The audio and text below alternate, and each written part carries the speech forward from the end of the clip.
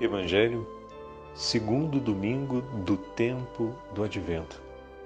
O Senhor esteja convosco, Ele está no meio de nós. Proclamação do Evangelho de Jesus Cristo, segundo São Marcos. Glória a vós, Senhor. Início do Evangelho de Jesus Cristo, Filho de Deus. Está escrito no livro do profeta Isaías: Eis que envio o meu mensageiro à tua frente, para preparar o teu caminho. Esta é a voz daquele que grita no deserto: preparai o caminho do Senhor e endireitai suas estradas. Foi assim que João Batista apareceu no deserto, pregando um batismo de conversão para o perdão dos pecados. Toda a região da Judéia e todos os moradores de Jerusalém iam ao seu encontro, confessavam seus pecados e João os batizava no Rio Jordão. João se vestia com uma pele de camelo e comia gafanhotos e mel do campo, e pregava dizendo: depois de mim virá alguém mais forte do que eu. Eu nem sou digno de me abaixar para desamarrar suas sandálias. Eu vos batizei com água, mas ele vos batizará com o Espírito Santo. Palavra da salvação. Glória a vós, Senhor. Segundo domingo do tempo do Advento, em nome do Pai, do Filho e do Espírito Santo. Amém. Queridos irmãos e irmãs, é com grande alegria que damos início a essa segunda semana do tempo do Advento, adentrando o segundo domingo com esta belíssima abertura do Evangelho de São Marcos, que está reservada para nós hoje na Santa Liturgia. Podemos retomar a primeira parte, ou melhor, o primeiro versículo do Evangelho de São Marcos, dizendo assim: eis aqui o feliz anúncio, a feliz notícia a ser transmitida a todos vós. Jesus Cristo é o Filho de Deus. E assim ouviremos dos lábios do soldado romano, na crucifixão de nosso Senhor: Ele era verdadeiramente o Filho de Deus. Todo o Evangelho de São Marcos é para nos apresentar que Jesus Cristo é o Filho de Deus. A pessoa de Jesus é o feliz anúncio do Evangelho. O próprio Senhor, presente no meio de nós, é Ele o sinal de Deus, o sinal da nossa libertação. É Ele a nossa Páscoa. E aqui nós vemos toda a beleza da primeira leitura, que é apresentada hoje para nós na Santa Missa, que foi citada pelo próprio evangelista na abertura do seu Evangelho. Conforme está escrito, diz o Senhor no profeta Isaías, diz o evangelista, conforme está escrito no profeta Isaías, com essas palavras Marcos mostra que aquilo que o profeta anunciou se cumpriu na pessoa de Jesus. Por isso, não apenas o anúncio da Boa Nova enquanto comunicação de uma novidade, mas a pessoa do próprio Jesus é o anúncio da Boa Nova, que Jesus é o Filho de Deus. O capítulo 40 do profeta Isaías nos fala sobre o anúncio da libertação. O povo está preso no cativeiro da Babilônia, escravizado na cidade da Babilônia. E eis que vem a profecia de que o próprio Deus nos conduzirá através dessa Páscoa, ou seja, esse êxodo, essa saída do cativeiro. E as palavras são belíssimas do Salmo. As palavras são belíssimas do profeta Isaías. Toda a criação se prepara para a chegada do Senhor que vem. Canta, Sião, o Senhor vem, vem com poder. O próprio Senhor vem salvar o seu povo. Ele próprio, sua presença é como a presença de um pastor. Ele próprio vem e vem com essas qualidades. O Senhor escolheu vir libertar o seu povo. Esse é um sinal da profunda aliança de Deus. Ele próprio vem tomar nas mãos o seu povo.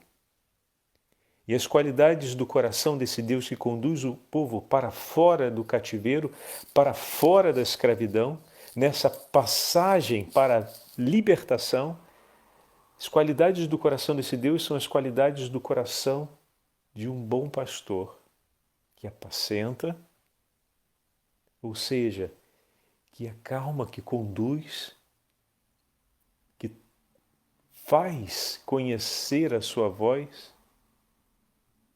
e que não apenas faz conhecer a sua voz, mas vai junto do seu rebanho para conduzi-lo com a sua voz. Imagem belíssima e diretamente associada com o evangelho de hoje, que fala sobre a voz que clama no deserto para que se prepare o caminho e se endireitem as veredas, ou seja, prepare o caminho, endireite as estradas, pois o Senhor vai passar. Esse Senhor que vem libertar o seu povo reúne com a força do seu braço aquilo que está disperso. A imagem da força do braço significa de um Senhor que se coloca em jogo, que entrega de si, que se empenha, que trabalha para reunir, que vai ao encontro das ovelhas que estão dispersas e traz para junto, e ao mesmo tempo que carrega no colo os cordeirinhos. Então é aquele que zela pelas ovelhas do rebanho, pelas ovelhas mães, mas ao mesmo tempo que carrega o cordeirinho no braço. É um anúncio de paz. É um anúncio onde verdade e amor, justiça e paz se encontram. A presença desse Senhor à frente do seu povo traz salvação para junto dele. Esse Senhor nos guiará rumo à salvação e participará da salvação todos aqueles que seguirem seus passos. Então, essas imagens, ou seja, tudo aquilo que o profeta declarou ao falar para o povo de Israel a respeito da libertação do cativeiro da Babilônia, está se cumprindo na pessoa de Jesus.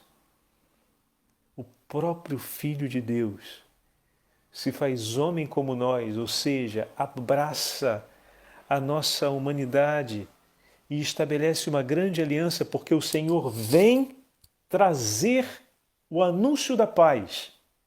O Senhor vem trazer a salvação.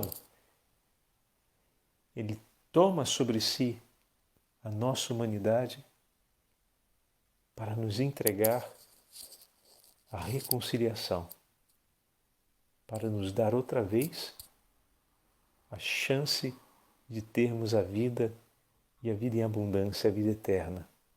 Ele veio para apacentar o coração ferido de morte do homem, para reunir o que estava disperso e para carregar no colo aqueles que necessitam do seu amparo. Esse Senhor veio como pastor amável. A sua presença é uma presença de vida. A sua presença é uma presença de reconciliação. A sua presença é uma presença de perdão. A sua presença é a certeza de salvação. Esse Senhor veio anunciar a paz e permanecer conosco,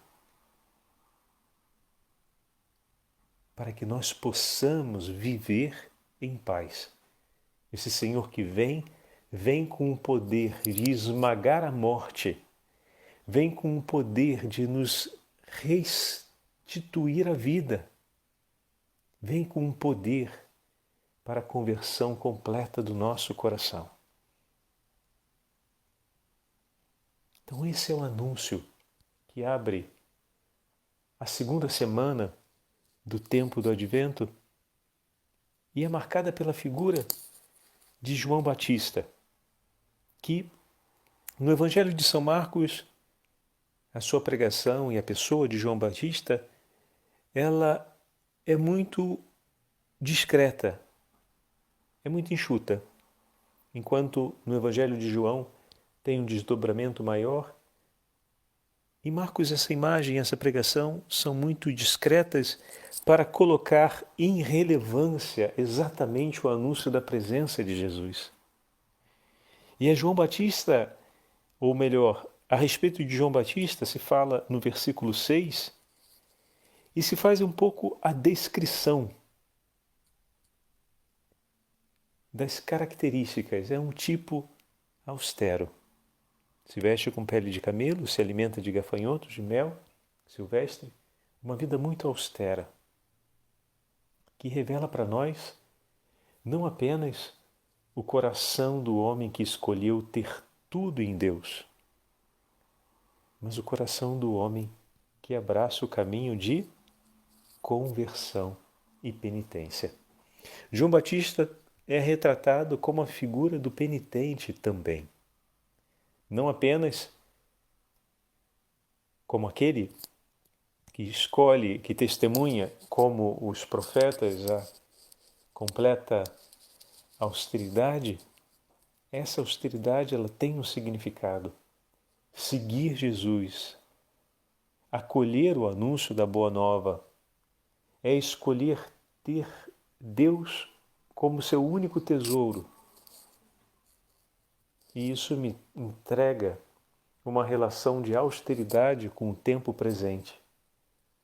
Pois toda a minha alegria, toda a minha felicidade, tudo aquilo que satisfaz e realiza o meu coração não está nesse tempo, mas está num tempo futuro. Esse tempo presente é o tempo em que celebramos a vida que recebemos de Deus. E a celebração dessa vida se manifesta, dentre outras coisas, no abandono daquilo que é próprio desse tempo. De tudo aquilo que nos atrai, nos seduz, pode, de certa forma, capturar o interesse do nosso coração e também os anseios da nossa alma. Então, nesse tempo em que estou, sou um homem que vive na contínua austeridade, que se revela através da simplicidade, da renúncia, da atitude humilde, da partilha, da entrega. Às vezes a palavra austeridade pode ser uma palavra um pouco estranha, para alguns desconhecidas, para outros uma palavra muito pesada. Se a gente abre, a gente encontra todas essas outras ali dentro. A simplicidade, a humildade, a pobreza, a doação, a partilha. João é aquele que não tem nada para si. Toda a sua vida é uma entrega. Ele escolheu ter apenas Deus para si e ter o mandato do Senhor como tesouro do seu coração, e tudo mais em sua vida ele oferece. A vida no deserto é uma vida muito difícil, mas o que é essa terra senão um grande deserto de peregrinação para os filhos de Deus? O Senhor não veio até essa terra para nos libertar da morte e nos levar para a pátria eterna, Jerusalém celeste. Não nos entendemos no mundo como peregrinos num vale de lágrimas. Se essa terra é um deserto, é preciso viver aqui com a justa austeridade, pois caminhamos como peregrinos. O nosso tesouro está na pátria que nos espera. Aqui caminhamos com a certeza de que lá estamos chamados a estar. E tudo aquilo que é próprio da nossa pátria, última e definitiva, vem guardado no coração e celebrado. O nosso Senhor veio para nos entregar a graça do perdão, para nos entregar o dom do Espírito Santo. Eis que eu vos batizo com água, mas virá aquele que vos batizará com o Espírito Santo, para que nós possamos caminhar nesse deserto junto com o Senhor, o caminho da libertação, o caminho rumo à salvação. Caminhamos aqui, e aqui podemos lembrar agora aquela imagem que vimos outro dia de São Bernardo de Claraval sobre a terceira vinda do Senhor, ou a vinda intermediária. E aqui podemos fazer uma grande reflexão sobre o Advento, né? O Advento é o tempo memorial da primeira vinda do Senhor, que se encarnou no seio da Virgem Maria e viveu como homem no nosso tempo, na nossa história. E nos anunciou que viria uma próxima vez, gloriosamente dos céus, acompanhado com seus anjos e santos, na sua vinda gloriosa para julgar céus e terra. E entre essa primeira e aquela outra vinda, tem uma vinda intermediária, que ele próprio prometeu, que todo aquele que guardar a sua palavra, ele e o Pai virão e farão em nós morada. Todo aquele que guardar a sua palavra, com ele estará e será conhecido no mundo como seu discípulo. E ele permanece no meio de nós, pois onde 2 ou mais estiverem reunidos em seu nome, ele estará no meio de nós. Eis aqui, meus irmãos, o nosso Senhor está no meio de nós e caminha conosco nesse tempo do deserto da vida. O Senhor se faz presente. E aqui está a beleza, cada vez que celebramos novamente o Advento, cada vez que fazemos a memória da primeira vinda do Senhor, estamos celebrando e vivendo essa segunda vinda, essa vinda intermediária, esse Senhor que está no meio de nós. E celebramos essa alegria por conta da esperança que nos foi entregue pelo Senhor, que Ele virá gloriosamente, como vimos ao longo da 34ª semana do Tempo Comum, a semana que foi toda ela orientada à luz do anúncio apocalíptico, escatológico, da vinda do Filho do Homem, que o Senhor virá com o seu poder e glória. Essa é a certeza que nos impele a caminhar. O Senhor, que triunfou sobre a morte, prometeu permanecer conosco e que virá ao nosso encontro e com Ele estaremos no reino dos céus. Bendito seja o nome do Senhor. Obrigado, Senhor, por essas verdades. Obrigado por essa promessa, obrigado por realizar essa graça. E é como diz a segunda carta de São Pedro, hoje na segunda leitura, o Senhor cumpre suas promessas sem demora. Sim, Ele cumpre sem demora. Assim vivemos a nossa esperança, o Senhor está no meio de nós e essa é a nossa alegria. Por isso, a segunda semana do Advento, ela é marcada pelo anúncio de João Batista, que, como vimos, é mais enxuto no Evangelho de Marcos, que marca 2 grandes aspectos, 2 verbos no imperativo. Preparai e endireitai. Preparai o caminho do Senhor, é o chamado a abandonarmos o pecado. É o chamado que toca a cada um de nós a abandonarmos tudo aquilo que, por graça de Deus, estamos percebendo, estamos compreendendo que nos afasta dele, ou que nos leva a sermos homens e mulheres hostis ao compromisso de amar nossos irmãos e irmãs.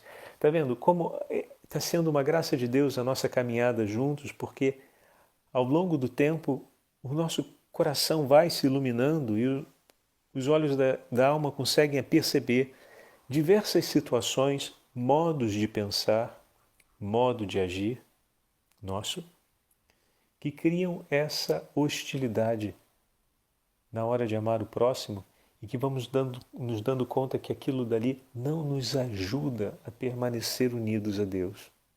Pelo contrário, torna o nosso coração mais pesado.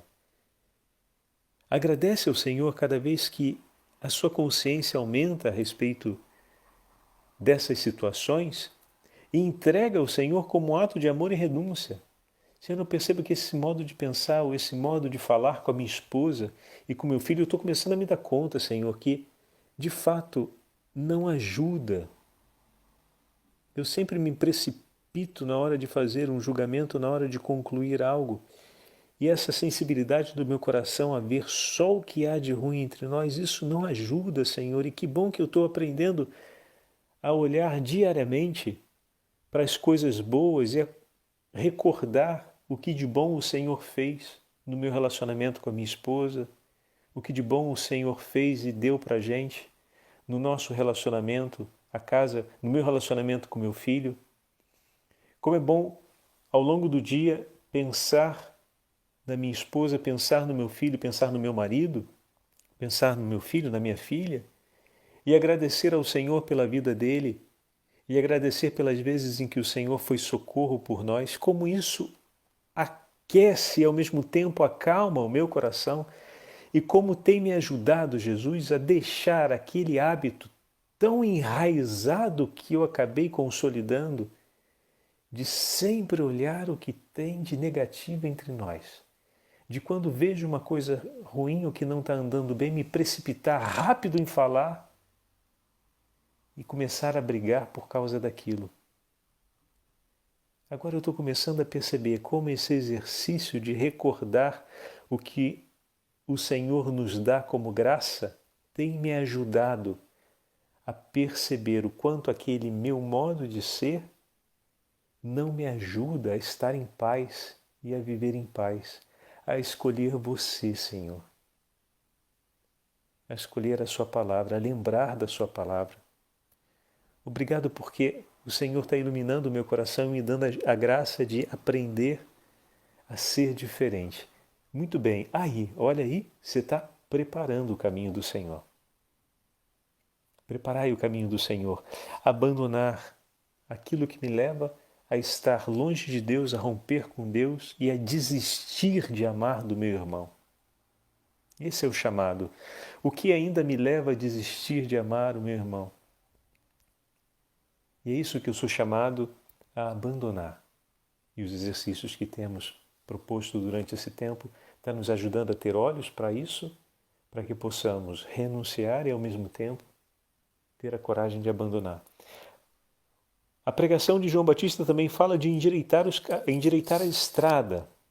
E sobre isso falávamos alguns dias atrás, quando tocamos sobre o fato de que quando vamos ao sacramento da confissão e o Senhor nos concede o seu perdão, é para que nós possamos viver a saúde que recebemos.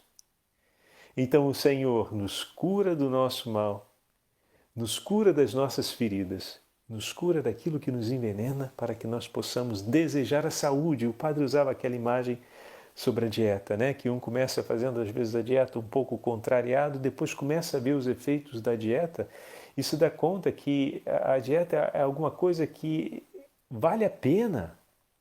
E daí ele não está fazendo mais a dieta porque o médico falou ou porque os exames estão dizendo que os índices estão alterados, mas porque, tendo provado a saúde que ele adquiriu, ele não quer mais perder essa saúde e ele se empenha em manter essa saúde, ou seja, em deixar tudo aquilo que lhe possa roubar a saúde que ele adquiriu.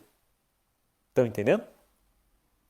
Então assim também somos chamados a viver a vida espiritual, na medida em que nos damos conta do perdão e da graça que recebemos do Senhor, da vida que estamos recebendo a partir da meditação da palavra, a partir da busca dos sacramentos, a partir da oração cotidiana, a partir da oração em família. Um vai se dando conta dessa saúde espiritual que está acontecendo e de repente não está mais colocando em prática porque alguém recomendou, porque a pastoral assim propôs, porque o padre falou, mas porque estou vivendo uma experiência com Jesus e estou percebendo que isso na minha vida não pode faltar. E agora a alegria por aquela saúde recebida, por aquela saúde restaurada, me faz começar a evitar com gosto tudo aquilo que me possa roubar essa saúde, tudo aquilo que me possa tirar essa saúde. Então a renúncia começa a ser agora uma resposta de gratidão, ela começa a ser agora um efeito desse amor acontecendo, dessa saúde acontecendo. Ela não é um peso, mas ela é um efeito dessa saúde. Assim como, na imagem da dieta, a conquista da saúde, o gosto pela saúde, torna a renúncia, de repente, àquele hábito alimentar que antes trazia tanto mal, mas que era satisfatório. Essa renúncia começa a acontecer de maneira espontânea, ela é um efeito da satisfação da saúde, do ter a saúde. Então renuncio àquele mau hábito. Não tenho mais interesse por ele. Não é que deixou de ser gostoso, talvez, comer aquele hambúrguer, mas eu percebo que isso não me traz saúde. E eu estimo tanto a saúde que tenho, que deixar de comer aquilo é uma outra forma de expressar a minha alegria pela saúde que eu tenho. Então, assim também o cristão vive as suas renúncias.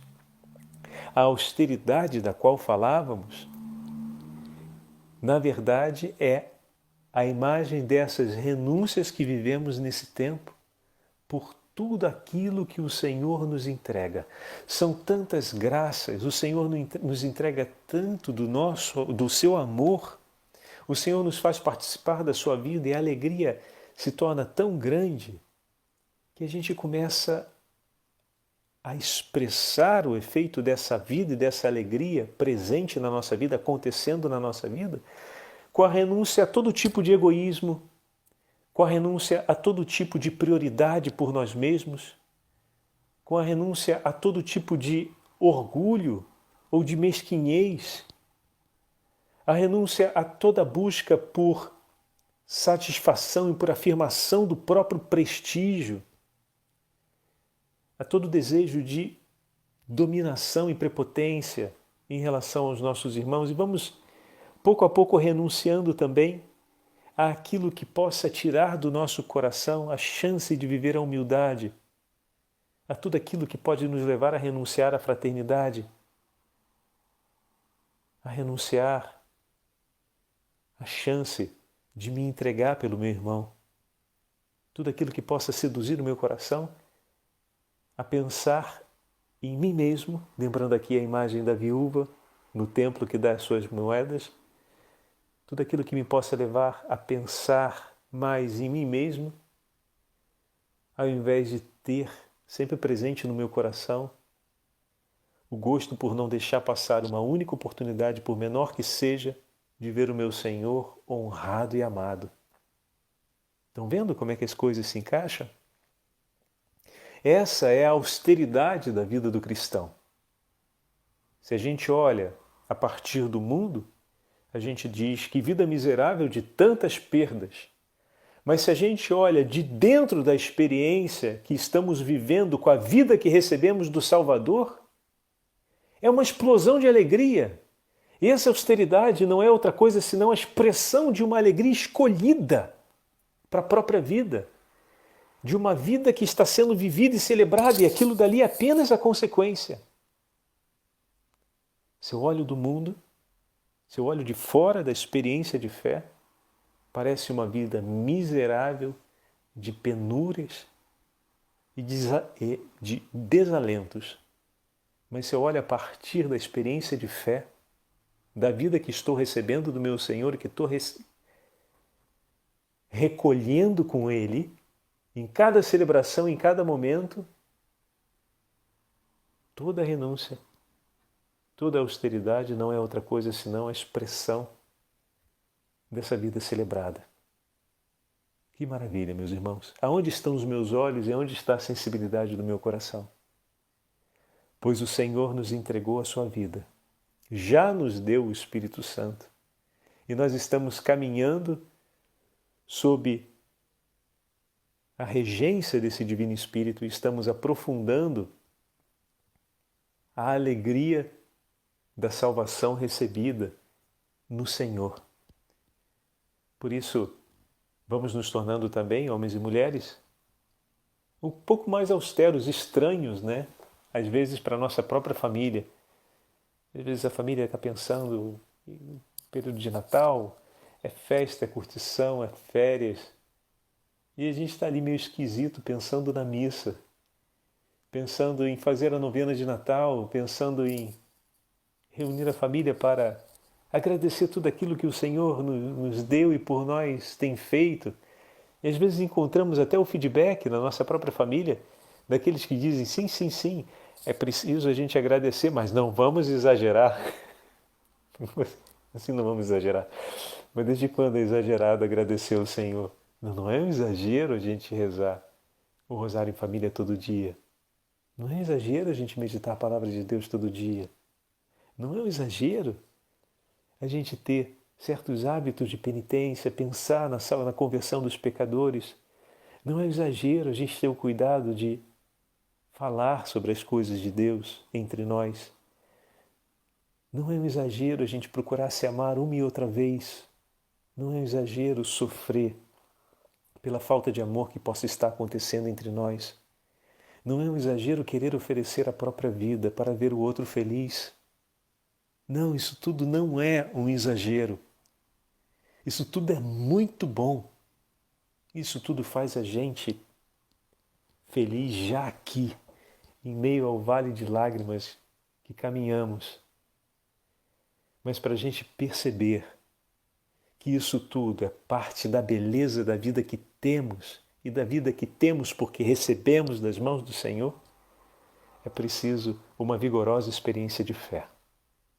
E essa segunda semana, no preparar e endireitar o caminho do Senhor, o caminho para a vinda do Senhor, é uma semana especial para intercedermos pela conversão da nossa família, dos nossos familiares, das nossas comunidades cristãs, dessa tendência a ver a vida de maior intimidade com o Senhor como um exagero, como se fosse possível amar pouco e aceitar que está tudo bem. O amor sempre pede mais. Diz aí, você que já se apaixonou, que já conheceu o que é estar perdidamente apaixonado por alguém, vou colocar assim, que é um jeito bem popular de falar, vai dizer que você não tem a vontade de ficar toda hora perto da outra pessoa? Às vezes até apurrinhando com o WhatsApp, que chama o tempo inteiro. Mas rapaz, e dá presente, quer arranjar motivo, e liga uma vez, e liga outra vez, e liga para saber se está tudo bem, e depois liga de novo, mas já sabe que está tudo bem, mas é para confirmar, e liga mais uma vez. Eita, nós! Quando a gente ama, a gente quer ter o máximo de tempo, de ocasião com o outro, mas às vezes no amor com Deus a gente entende um amor suficiente. É como se fosse dar o necessário, ou viver o necessário para não sofrer um efeito da ira, né? Por não ter oferecido nada, por ter sido mal. Como se a gente tivesse ainda esse peso de um Deus vilão que está ali controlando a nossa proximidade. Se a gente se afasta, ele nos pune. Então, pelo medo da punição, a gente mantém a proximidade, mas tentando viver uma vida do nosso jeito.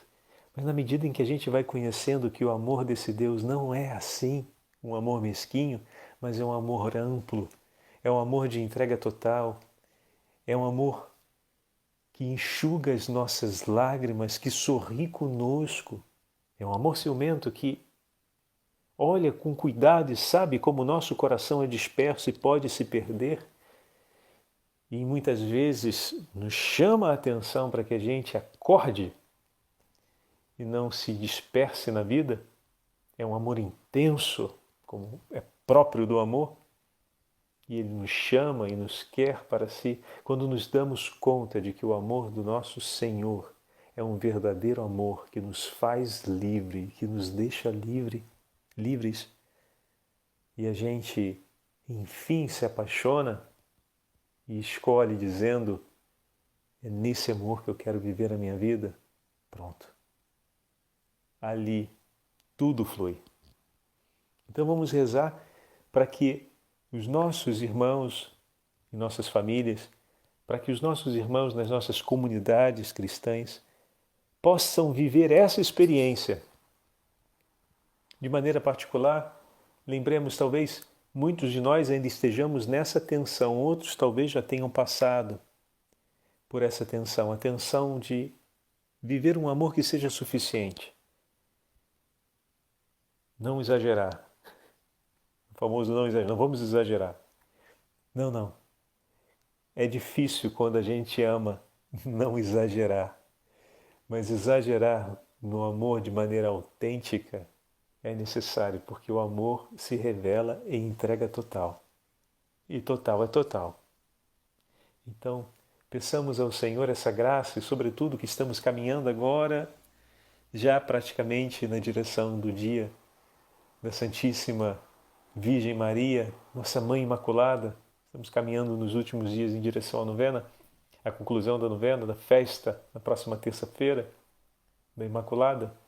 É hora, meu irmão, minha irmã, de poder entregar o nosso coração também à intercessão da Virgem Maria e pedir a ela: faça da nossa família, Senhora, uma família unida, que se entrega totalmente ao Senhor.